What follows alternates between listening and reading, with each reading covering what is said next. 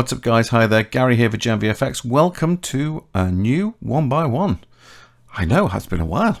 I've been doing lots of tutorials, but this particular 1x1 is kind of going to turn into a tutorial because it's about something which has been in Blender for a long time, but isn't just there by default. It's one of these wonderful add-ons, which obviously you can buy from Blender Market and you can get freebies from all over the place. But there's what people forget is there is a lot of this stuff which is actually inside of Blender. When you open it up, it's just there. It's just turned off. Some people would say that's a bit silly. Why turn them off? Because it makes it load quicker. That's the reason why. It's as simple as that. It just makes it load quicker. So let's not worry about that. As long as it works, that's all that counts. And this works really, really well. Yes, today we are talking about the add-on Cel Fracture. This is one of those ones which is perfect for the task that it does. But if you try and look for any documentation on it, woe betide anyone putting something out there that might be useful.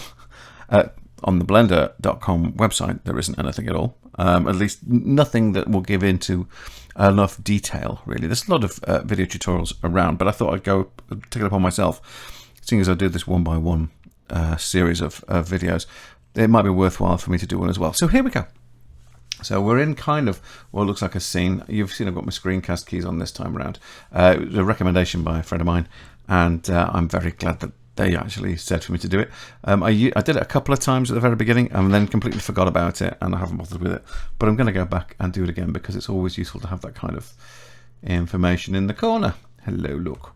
So this is kind of a default cube. You might be able to see that. And what we're going to do is we're going to go up here to Edit, go to Preferences, and we'll open Add-ons. And if we've got the ones that are enabled, you'll see here, just enabled only. We've got all sorts of stuff in here that I tend to turn on. There's a lot of stuff that's still on, anyway, by default. But you'll notice right down here at the bottom here, third from bottom, we have Object, Cel Fracture. And, you know, it says here, if you want to know more about it, you know, you can get the documentation here. But you click on the documentation, and this is what you get. You see that? That's it. That's it. Tells you nothing, doesn't really use it at all. So we're going to go into this, and I don't think it's not their fault. You know, there's loads of stuff now in Blender that you want to have documentation on. This is probably the least of your worries, but let's do that. It's already turned on, so you go in there, you turn it on, and then to get it, access to your object, quick effect, and there it is, Cel Fracture. Now, what we're going to do is going to talk briefly about Cel Fracture. He said, I don't do brief, let's be honest now. So I'm going to go Object, and we've just got a standard cube. There's nothing else there apart from that default cube. There's other things hidden away we'll come back to in a second, but right now I'm going to click on Cel Fracture. And a little window comes up. And then if you look at operated presets, there aren't any. So don't think about that. What we have here is a load of sections, okay? And they're not too difficult to explain, so I'll go through them very, very quickly. The first one here says point source. So everything here is all about where are the points that create the center of mass of each object. So we've got here own verts, child verts, own particles, child particles, and annotation pencil. This thing over here, the annotation pencil. We've then got source limit. We've then got noise. We've then got scale. And basically that's the size of the cell shape. But basically if we say, look at these here, own verts. Well, what that does is it says, well, let's use the vertices in the object. So I'm just going to move this over here a little bit. And let's bring that up again so we can see everything kind of together. I have here a box, and I'm going to go own verts. I'm going to set the source limit. I'll leave it at 100. That sounds fine. And I'm going to leave the scales at 111, and I'm going to go OK. And what that does is it says, right, based on your own vertices, I'm going to build you, and you can see over here, 8 objects. Because there are 8 vertices on a cube. So that's it. It looks at the vertices and says, right, I'm going to create. It also has your cube there. I'll just turn the cube off for a second. And it creates us a bunch of squares, because that's kind of what that does. Because it just does it based on the polygon. So that's fine. That's all well and good. So if you want to basically shrink down a box, you can do that way. But it seems a bit pointless because it's not really that difficult. You can just cut up a box. I suppose if you want to start with a box and then you want to break it into pieces, and then fly them all around and then pull them back in again, yeah, you can use that with it. That's good. Why not? There's no reason why not. But what we want to do is have something that looks a little bit more realistic, like you're going to shatter that box. So we'll come back to that in a sec, because what I want to show you first is what else you can do with this quick effect to Cel Fracture. If I just move this over here, let's get it here. Can we get the tool this way? No, we can't. I thought I was up there. Let's go again. Let's go quick effect Cel Fracture. And so you can use your own verts or you can use child verts. So if I click again, what that does is pretty much exactly the same thing. So that with verts doesn't seem to work, at least not in a way that I've ever found it to work, because how can a vertice have a child with particles, which I'll show you shortly? Yes, you can, which is good, because obviously you make child particles, you're making more points. It's more points. You have vertices, you haven't got the ability to just make more points. I never quite understood how that part works, but let's go back down here and put a Cel Fracture up again. We've got here something called recursion. Now recursion basically means how many break-up shards are there going to be, because each solid thing that breaks into a piece, each of those pieces is referred to as a shard. So what we can do, also one thing I'm going to do, I'm going to very quickly add a couple of shaders to this object. Might as well, 1, 2, and let's in here, let's put a base, let's just make it red, and in this one, put another in, and let's just make that base color blue. And I'll come back to this because is that the base color blue? Yeah, there we go. So that's fine. So if I pop this over here, we can see that's red.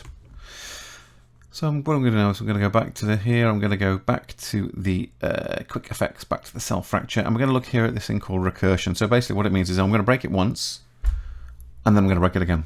Okay? So you say, okay, fine, do it once and then do it again. So the recursion, let's set that to 2.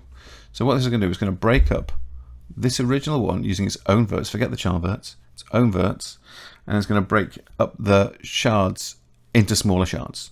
Now what do you think is going to happen? We're using the own verts. Before we went from 1 cube to 4 cubes, no sorry, to 8 cubes. What's going to happen now, do you think? So if I click OK, well, what happens is we end up getting more little cubes, and then some other little pieces as well. You can see, so you know, if I turn off the base cube, you can see there's things like this one here. This one here is just called, let's have a look, that's cube cell. Okay, so that's a cube.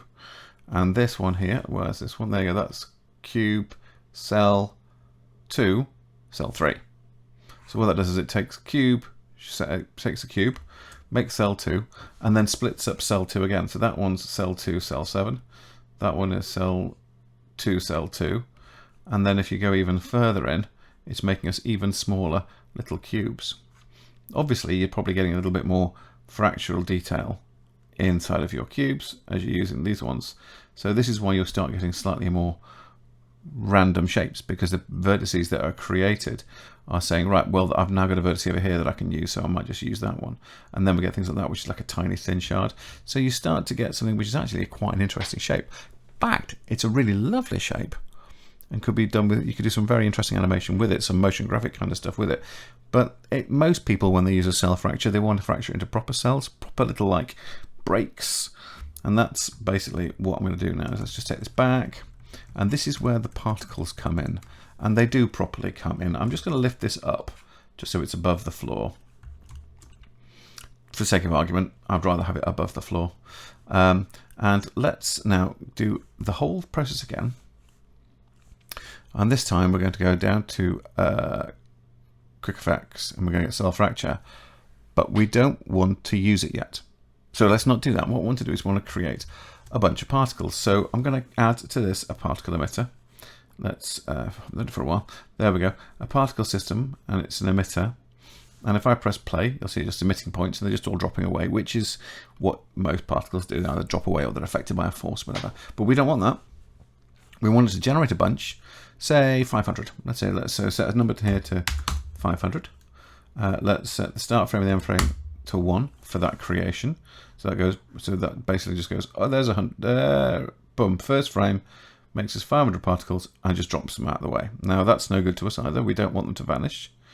We don't want to run away. We want to stay where they are. And also, at the minute, if I change this to wireframe, let's change this to wireframe. There we go. It's actually not doing it properly within the volume. It's doing it on just, if I just move this around, you can see it's just doing it on the faces. Yeah, it's not filling the volume. So we need to make a few changes here. So let's go to source, change 11 faces to volume. So now when we do this, go back to the beginning and pull back past 0 and go to 1. Now it still looks like it's doing it inside of just the faces, not inside of the volume, which is a bit off. We turn on the use modifier stack, and that basically solves that issue. Never understood why that's the case. There's nothing in our modifier stack apart from the particle system. So I don't understand why that is the case, that you have to do that, but that's what you have to do. I'm saying that I'm going to say that's a lot more than I need. That's 120 now. That looks a bit more feasible. I just wanted about a quarter of 500. Did some quick maths and they were wrong, but that's okay. So here's our distribution. It's jittered. We could change that to random. It won't really make a huge difference, but it does mean that they will drop. Boom, boom. They'll change rapidly. So let's turn off the, put that back to jittered. And then they're just created and pop, there they are, and they're just inside. But then we don't want any, basically don't want anything happening to them in terms of physics. So where we've got the physics type here to Newtonian, we set that to none. And now when we do them, they're just created and that's it. They're just there, just there. You only need them for the first frame. But if you turn off the gravity, if you happen to be doing the sort of thing about 100 frames down, everything's fine.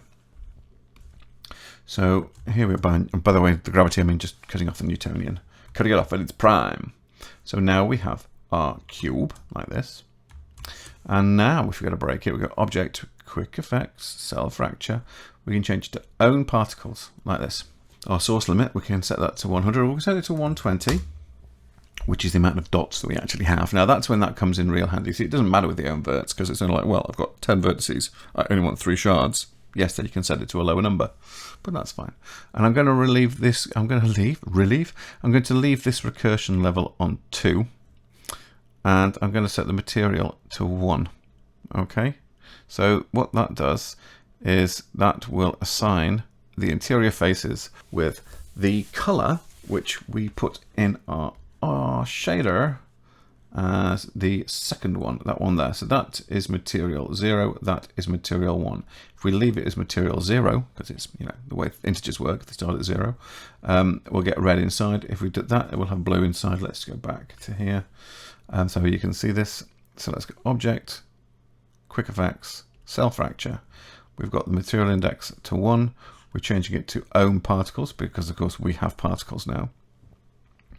And we're going to leave the physics mode as volume because that's what is best, and mass, leave the mass to 1 because at the moment that doesn't really matter. We don't have to worry about that much at all. And we are now going to go OK.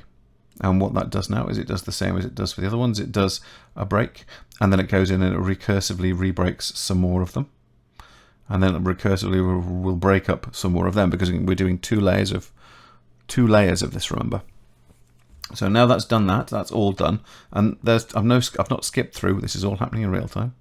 So we can now see if here's our cube. Let's just frame this and pull back a little bit. And if I hide that, here are all of our pieces. And if I change this now to wireframe, so let's go Z4, there you go.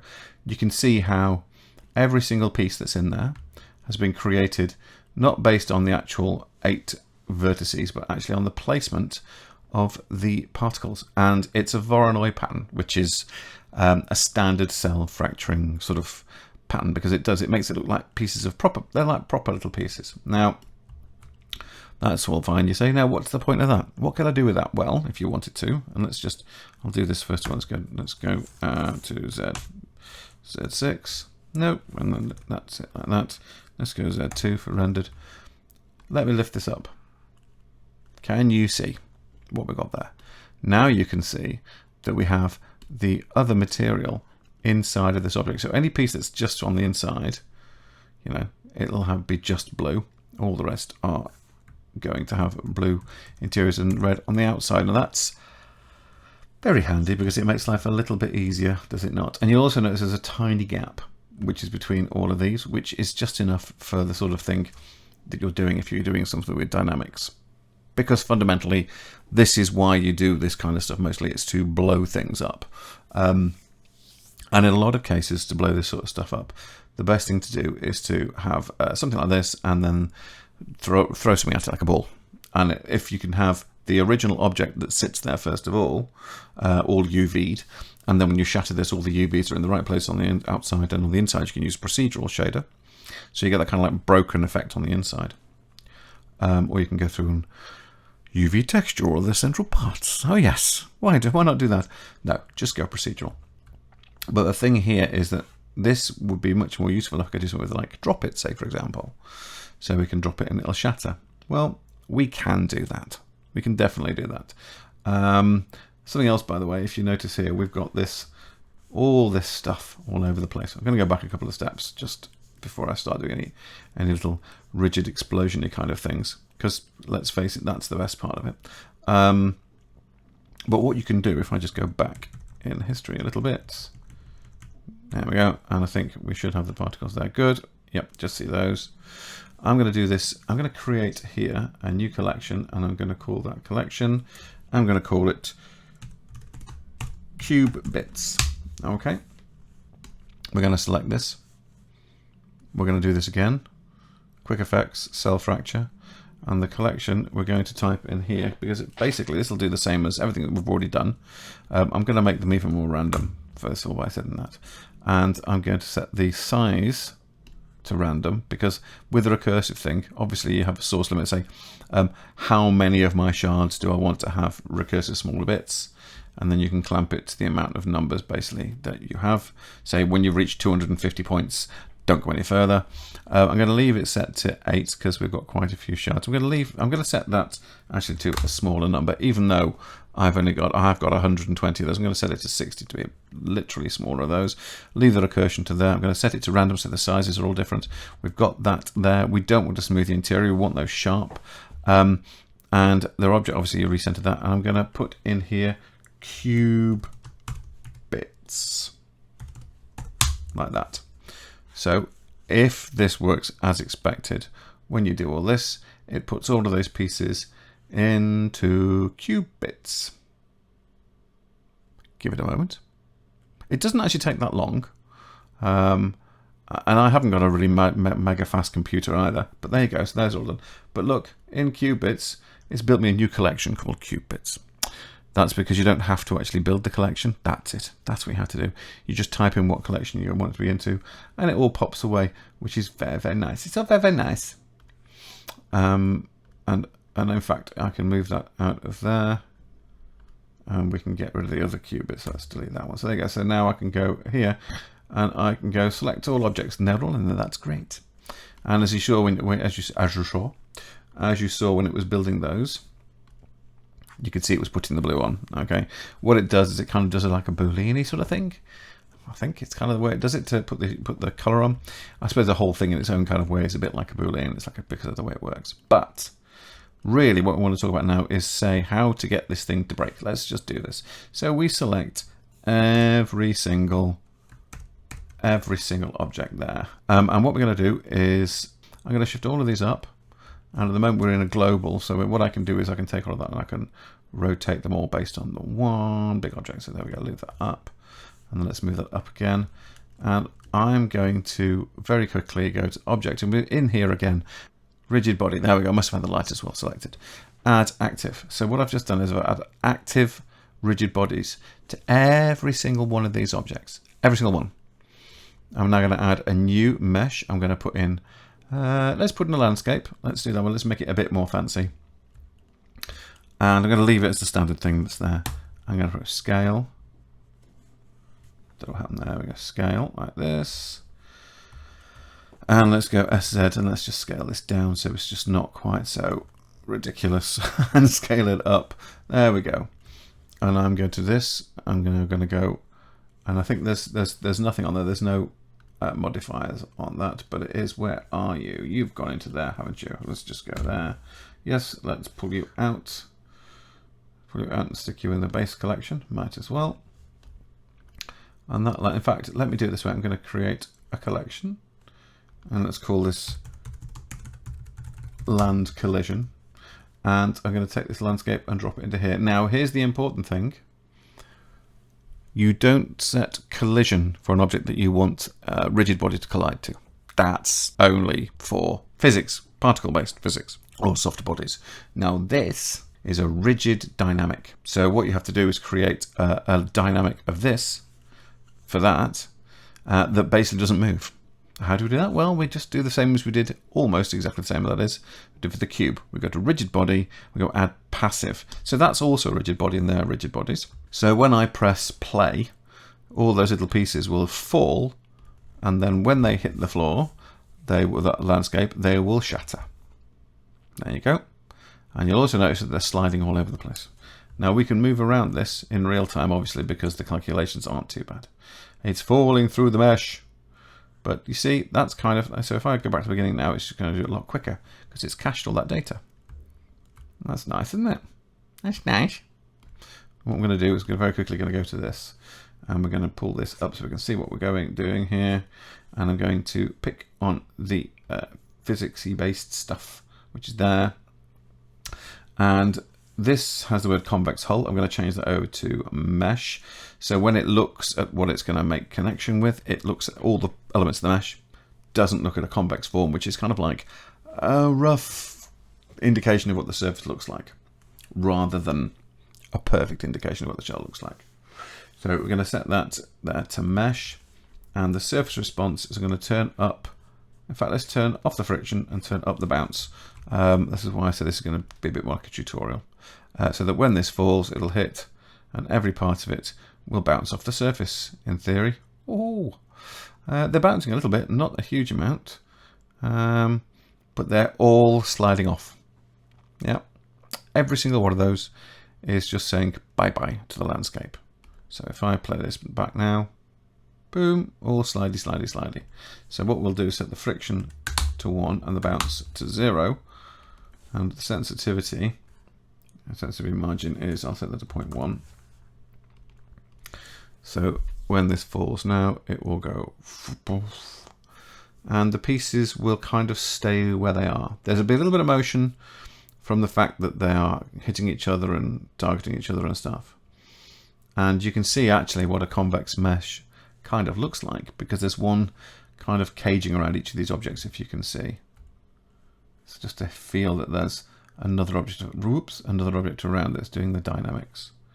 So if I just stop this a sec, take it back to the beginning, I'll just move my camera a bit more, and we can see the effect of this. Push. So Cel Fracture is pretty damn good, actually. I mean, and it doesn't take long to do, and it doesn't, you know, it can be used for all sorts of things. In fact, what it can be used for very, very usefully, and this is an important thing. I'll do this very quickly now. If this was a computer game, and I wanted a load of rubble on a landscape, and it just had to look like rubble, didn't have to be very specific or anything, you could use something like a cube, or if you want to be the rubble from like a building, or if it was like Roman times, you could use a Roman column or something like that. What you can do is you can actually fracture like this your object. You can even, if it's like something like a pillar, you can make, let's say there's 3 pieces that make up the pillar, there's the plinth at the bottom, and there's a little piece on the top. You can actually, as long as you have enough vertices in your object, for example, if you actually put in more edge loops and so on, you don't have to use the particle system so much, you can just use the own vertices, because it'll say, right, I've got all these vertices, now what can I do with it? So the more vertices you have, the more detail you're going to get. But what you can do, and I will just, let me just set this actually to 125 frames, let's do that. And for the sake of changing and redoing our sim, I'll just lift it up, and let's push it back a bit. In fact, what I might quickly do as well, if I just quickly go to sculpt mode on this landscape, and I know, wrong way, and I am going to press my finger on control. I'm going to just, actually, let's make this bigger first by using F. Let's press our finger on control and dig a bit of a hole here. Yeah, it's whoa, there we go. That should do. Oh, let's go even deeper. There we go, like that. So it's just some landscape, sort of like hole, and come out of this. Let's go back to object mode. No, what am I doing? Put it back in sculpt, come over here. This way it's much better. And if we now, well, let me just bring all of this So we'll bring this forward. I'm just going to drop this again, and we will see now what happens as they fall. They're going to land like this. Okay. And some of them are going to go into this little scoopy bit here, and they're going to stop at some point. In fact, there's a little bit of friction, which is on each of the objects. You can actually change, by the way, properties on each of the rigid body objects as well. You select them all, and then you change one value in here. But when you change the value, you press your finger on Alt before you pick an option or before you type in a number. And what that does is that will assign that number or that figure to every object which is selected in the same place. So that's good. So there we are. We've got this falling down. Okay, so all these pieces, you can see them there. I've got them all falling down. So what I'm going to do now is I'm going to go to Object, Rigid Body, and I'm going to bake the keyframes. That's probably the best way to do it. So we'll do that. Now this might take a little while, even though everything's baked, which essentially it is.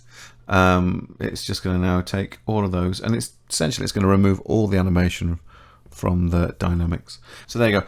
They're all done. You can see now all that animation is there, and that's great in its own right, because what it's basically done at the same time, if I pick any of these objects, you'll notice that there's no rigid body on there anymore. It's gone, and that's great because it means that if you want to, you've got the control to take this. You can slow it down, you can speed it up, you can do what you want. It's a great way of getting animation in, or if you want to, you can say let's. That's not me being silly with the edit. That's literally me scrubbing in the timeline backwards. So that's good. So you've got all these objects, and then of course here's your landscape and here's your objects. And that's great. I love that. Let's very quickly just save this. I'm going to save this as, let's save it as rubble. So it would be rubble. So we'll go back into our cube bits. Let's select all the objects. And now I'm going to go here to the animation window. And we're on the dope sheet, which is great. And you can see here are all our keys. And this is the summary. So I'm going to select over the top of the summary like that. And I'm going to delete all of those keyframes. So this safely does it for all of them. And in fact, then I'll go to these last ones and then delete that. And then I'll delete that one as well, because we just don't need any of that.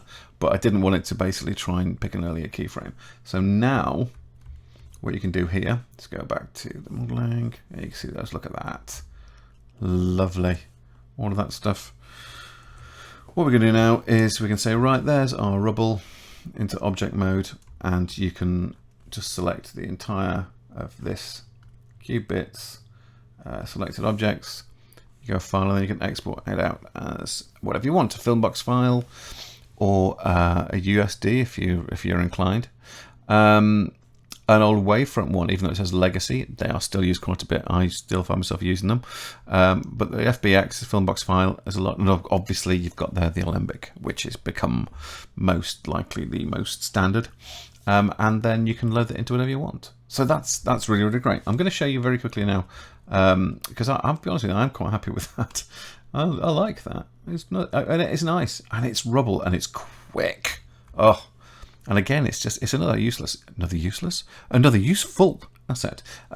So I'm just going to save this as rubble again. I'm going to call this rubble asset. Let's say that. I'm going to open now is one of my most recent little things I've done. Can't find. Let's open up here. Let's go into scene, column 6, open. Here we go.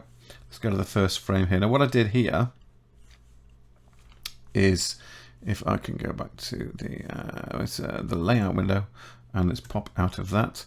What I've done here is I've created, in fact, you can, if I just show you one of these ones first, what I've got here is a bunch of pillars, and I built this in the section. I bought the plinth, and then I built these. That is a duplicate of that, and that is a duplicate of that with some edit stuff on top. I put a lattice over them and then connected the lattice for deformation and shrunk them into the top, so you get that kind of like getting smaller at the top kind of thing. And then I also built, did an array and built them off, and then I baked them, and then I separated them. So they're all joined together first of all, and then into separate little pieces. Now, if you notice here, what I've done, obviously they've all got random colors on them for now. But what I've done is, if you look here on the physics tab, now none of these now have it because I've baked the animation. But each one of these was an active element, apart from the plinth bottoms, which were passive. And then the back ones here, they were just solid. I never even bothered actually doing anything to those. And then this one here, again, these ones were active.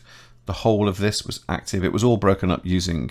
I didn't do it with the particle symbol, I did it with the actual vertices system. Because if I show you the verts in here, you'll see I've got quite a few. I don't know, you can't really... In fact, you can't really see that much with that one. Oh no, I did use the particle system on that one, that's right. But I didn't on these ones, and it kind of tells... but it's still not too bad. You see all these, some of these tiny little pieces, which is quite nice. And then I basically just turned on gravity and let them all fall. And what we ended up with was this. So it's like that, all braked and all nice and handy. And do you know what? It took me probably about an hour, all told, after I built the first pillar to actually get it to look right, at least far as I was concerned. So this one obviously structurally is made up of lots and lots of pieces. Some of these little ones are really quite sweet. They go, when they go, they really go. They just come falling out like this, like teeny tiny bits of rubble. Look, it's really, really nice. Just the way they sort of like get pushed out as this starts to fall. And they're all using convex hull, so they're not worrying too much about the vertices. It's just what general shape fits around this. And then this one sort of like comes down quite hard on top. And then the rest kind of like starts to push and drop rather than shatter, and some of the bits still collect on top, which is quite nice. I was really quite pleased. So that I see these ones at the back were passive, obviously. So the actual upshot, if we look at it in the shading view, and if I make this, if I turn, if I go to the rendered section, this is actually all in Eevee. So if I try not to come through, let's just try to change the camera view. Good, that's right. Let's get rid of that. Let's get rid of that. Let's zoom in here, and let's go back. And then if I just bring this down here, bring this down here, I can zoom in a bit more. There you go. So this is kind of, there you go. I've kind of put a marble kind of texture on there with some SSS, so you get to feel the actual feel of it all dropping. So, you know, you're just going to do some really nice sort of dynamics properly with Cel Fracture. And it's not difficult to use. There is one thing I just want to show you lastly, and this is actually, I should have done it before. Let's very quickly create a new scene. Don't need to save that, it's all there. I'm going to lift this up. I'm going to Cel Fracture this again. I'm going to fracture this one again. But what I'm going to do is I'm going to take the annotation and I'm going to draw a line across there, a line through there, line through there, line through there, line through there maybe, one through there. And let's one through that, and you can see they're now passing. See, they're passing through the object, the way that it's kind of working. Yeah, it kind of does the job. If I can just pick, if I could pick one of these individually, that would be great. But I don't think I can I? Honestly, I don't use this anything like as much as I should do. I actually need to spend more time in grease pencil as well, because it's like anything. You start playing with the next big thing. So geometry nodes. You can kind of do something like this. You can. I've seen Default Cube doing something with this recently, which is quite good. Where he created a Voronoi by using a volume and then converting it to mesh and then reducing the fall off by a tiny amount. So we actually got the whole thing all broken up nicely. All looks very nice. But I don't know if you can actually make a 3D object and then convert it to a volume, and then you probably can, and then fracture it. But this is the way that I would do it. So I've now put a load of lines, as you can see, through this cube. So let's leave that as it is, and let's go now here, and we'll go to Quick Effects, Cel Fracture, and we're going to use Annotation Pencil. See the source to 100. Let's put the recursive to 1. Let's randomize it by 0.5. Click the random sizes, don't want them all big, and we shall go make a collection. We'll call it Bitties Bites. I don't know. I'll go OK, and that does exactly what you'd want it to do. It looks at the lines and uses those to fracture the object. So it's kind of the same ish as using the particles. But then, you know, once you're done with that, you can just go annotation eraser, and you can erase all of that annotation. It's totally unnecessary, and you haven't got the history of the particles to get in the way. But as per the whole thing, Bitties, there you go. Let's turn off the cube. Let's move. Let's select everything in there. I could do that again, maybe, and this time it'll work. Lift them up. Rotate that. Rotate this. Let's add just a grid for the sake of argument. And where are you? Mesh, grid. Scale it by 5. Select all of these, and it is just, you know, it's very quick once you start doing it. Object, rigid body, add active, and then object, rigid body, add passive, and then just hit go. Boom, there you are. Simple as that. You've done it. It's great. It's great. And then also we can go and put on cavity. This is I think when you really start to see how lovely it looks. If you put on cavity and valleys, and then you do it that way, it's just because of the fact that it's got this like fake occlusion, and because it's obviously baking it as you go along, you're able to like get that nice scrubbing through it all. And then you say, right, okay, let's just make this more frictionless, if that's in fact a word. Friction up to the top, bounciness off, sensitivity, and that's fine. Lovely. Right, there you go. Boom. And there they stay. So, oh, and as I was saying before, yes, if you want to change the values on any of these, let's just do that. Select all of those so we can see what they've got here. If I click on that, you can see the frictions like that. So we've selected all of those. If I press my finger on Alt, set the friction to 1. In fact, if I set the friction to null, I'll set the bounciness to 0.27, and then let's try this. And what will happen is they'll bounce. Ba-boing. Oh, my lord. And they go all over the place, and there's no friction. So I press my finger on Alt and do that, and now they'll fall, and they'll pretty much stay where they were. So, you know, you see a little one stuck to the underside of the object. Nice. But yeah, so Cel Fracture. Who knew it was this good? Everyone knows it's this good. But again, there are other things in there. I definitely recommend having a go through and looking what's currently in the add-ons. And it also make you realise the power of the stuff that's on places like Blender Market. I've never put anything on there. I've never been clever enough to do anything of these sort of things, build all those sort of things up. But some people are incredibly clever and they can do wonderful things. So, yeah, blimey. There you go. Listen, have fun, guys. Have fun, guys. This time of the year, you can have fun, guys. Mushrooms are everywhere. So I will probably cut that out. Or will I? I'm not sure now. I'm in a good mood. That's gone very well. Anyway, listen, look after yourselves. Take care. And I will see you in the next one.